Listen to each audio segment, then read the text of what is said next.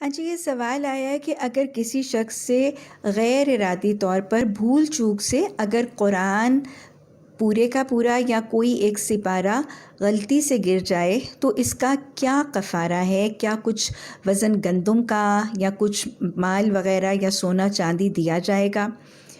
اصل بات یہ کہ قرآن میں بھی اور حدیث میں بھی کہیں کوئی قرآن کے گرنے کا کفارہ سجیسٹ یا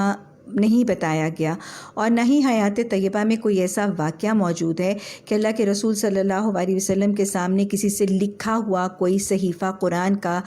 جو ہے وہ گرا ہو اور آپ نے اس کو کوئی چیز جو ہے تجویز کی ہو۔ کفارے تو بہت سی چیزوں کے قرآن اور حدیث میں موجود ہیں، یعنی اگر کوئی قسم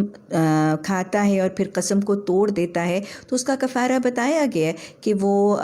یا تو وہ 3 روزے رکھے گا، یا 10 مسکینوں کو اوسط درجے کا کھانا یا اوسط درجے کا لباس پہنائے گا، یا ایک غلام آزاد کرے گا۔ اسی طرح دانستہ کھا لینے، روزے میں دانستہ کھا لینے سے بھی اس کا کفارہ بتایا گیا ہے، روزے میں دانستہ جسمانی تعلق کر لینے کا کفارہ بتایا گیا ہے۔ تو بہت سی چیزوں کے کفارے جو ہیں وہ قرآن میں سجیسٹ کیے گئے ہیں، لیکن قرآن کے غیر ارادی طور پر گر جانے پر کوئی کفارہ سجیسٹ نہیں کیا گیا۔ اور اصل بات یہ ہے کہ بھول چوک خطا اور نسیان پر کیے جانے والے عمل پر تو امت محمدی صلی اللہ علیہ وسلم کے لیے اللہ سبحانہ تعالیٰ نے شب معراج کے موقع پر رسول اللہ صلی اللہ علیہ وسلم کو یہ وعدہ کیا تھا کہ بھول چوک سے کیے جانے والے عمل پر کوئی مواخذہ نہیں ہے۔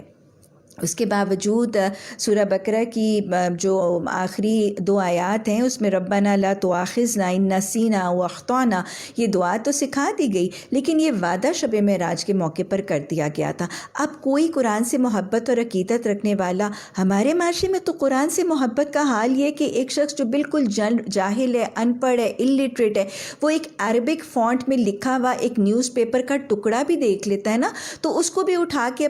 اس کو جھاڑ کے، اس کو چوم کے، آنکھوں سے لگا کے اپنی جیب میں رکھ لیتا ہے۔ اتنی محبت اور عقیدت ہے ہمارے معاشرے میں قرآن کے ساتھ، تو اس انوائرمنٹ میں کوئی دانستہ تو خدا نخواستہ اس کو بھینکے گا نہیں۔ اگر کسی سے بھول چوک سے گر گیا، سلپ کر گیا، تو کوئی کفارہ نہیں ہے۔ بہت سے لوگ گندم وغیرہ کا کفارہ سجیسٹ کرتے ہیں، اصل بات ہے بھول چوک پر ہو گیا، یہ سورہ بقرہ کی آخری 2 آیات بھی پڑھ لیجئے، استغفار کر لیجئے، توبہ کر لیجئے، اور پھر یہ کہ اگر واقعتاً بہت پریشانی ہے تو جیسے استغفار اور توبہ کے لیے صدقہ اور خیرات اس کی قبولیت کا ذریعہ بن جاتا ہے، تو کوئی ہلکا پھلکا سا صدقہ اگر آپ کرنا چاہتی ہیں تو اس میں کر لیجئے، لیکن اس کو فکس کر کے شریعت کا حکم سمجھ کے کرنے کا کوئی تصور موجود نہیں ہے۔